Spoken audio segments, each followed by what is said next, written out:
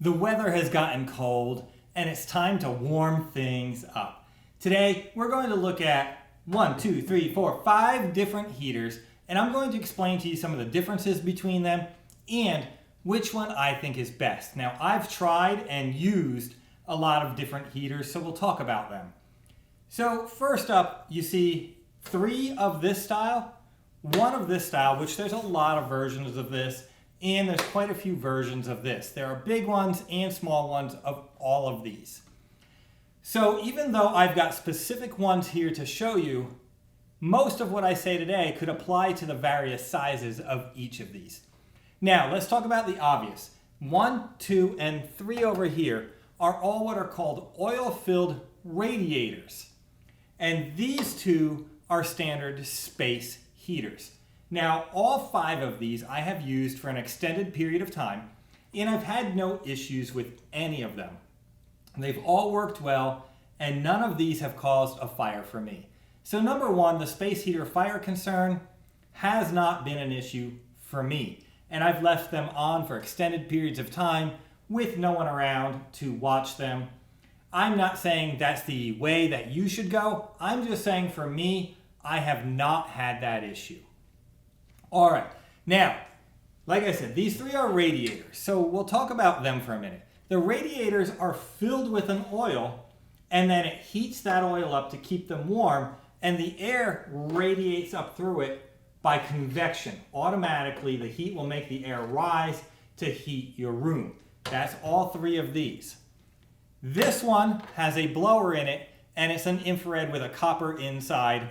These have become quite popular. Sometimes these are referred to as space furnaces, infrared, copper. There's a lot of different types of names for these, but they're popular. They have a squirrel cage motor that blows the air over heating elements and through copper and then out the front side.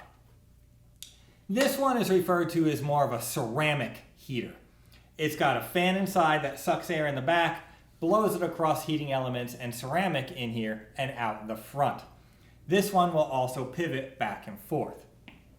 Now, a major difference here is these 3, the oil heaters, make no noise.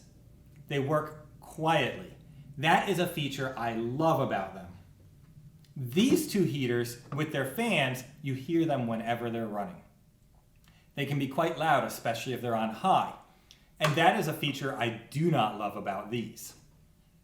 Now, when you're looking for that instant heat, you want to feel the heat blowing on you right away. The ones with the fans in them will blow heat on you instantly. The oil heaters need to warm up, and they may take 5 minutes to warm up. But once they're warmed up, they heat really well, and they keep the heat going in the room. They all have different ways to control their temperature. Actually, all 5 of them do. But the oil ones do not provide you that instant heat. It's going to take a few minutes, and then they're going to start heating the room. This has electronic control on it. This has a temperature setting on it, which is also electronic. This one here has a dial on the front to adjust your temperature, as well as 3 settings. They all have highs and lows. This one also has a dial to adjust your temperature. This one has the digital temperature setting. Now let's go over the brands real quick. We've got a Pelonis, Amazon Basics, Pelonis. This one is called Heat A Lot. There's a lot of different names on this one. And then this one is, the Lasko. This one's Lasko.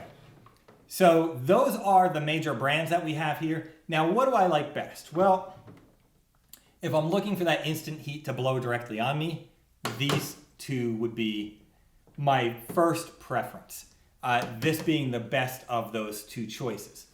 But overall, I really don't like the noise at all, and the heat is a hot air while they're blowing and then nothing when they're not. So that being said, I actually prefer these oil heaters, or radiators as they're called. These oil radiators are great because they make no noise. I don't have to hear them work at all, and they evenly heat all the time. You can hear a little click as they cycle on and a click as they cycle off, but they stay warm, keeping a more consistent temperature in your room. So I really like that about the oil radiators. So to me, the oil radiators are the better choice. Now, out of the 3 oil ones that I have here, I say oil, you don't have to fill them up. They're sealed. There's just oil inside. There's a liquid inside that makes them work. It doesn't burn it. It's just a hot liquid that keeps the fins warm. So out of these three, what are my favorite? Or which one is my favorite? Well, the Pelonis are the name brand ones, which is kind of cool. The one on the right here with the digital display has an actual temperature setting, which is kind of cool. The one over here, this one, has a dial. So when you figure out what that temperature is that you want, you just turn the dial to that and you leave it there and it's good. The Amazon Basics one, same thing. It's got a dial. When you figure out that temperature that you like, you just leave the dial there and you're good.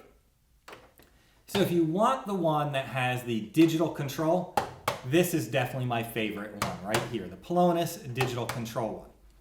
If you're not after the digital control and willing to save a few dollars, the Amazon Basics one is my favorite because it's actually the most affordable one of these radiators and really of all of them. This is pretty expensive. This is actually the cheapest here. The tower heater is the cheapest one. But overall, my favorite for cost and effectiveness, when you weigh it all out, is going to be the Amazon Basics oil-filled radiator. You can't go wrong with any of these oil-filled ones, in my opinion, because they work so well. So that is my opinion. I will leave links to all of these or their variants down below for you. I hope this was helpful for you to decide which radiator is the best radiator to keep you toasty warm all winter long.